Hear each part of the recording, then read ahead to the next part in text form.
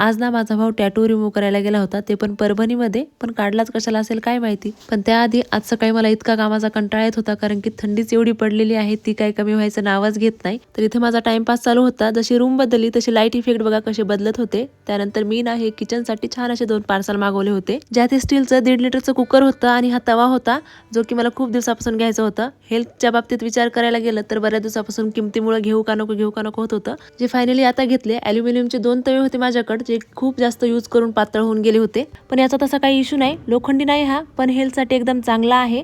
मी थोडंसं रिसर्च वगैरे करून घेतलाय हा।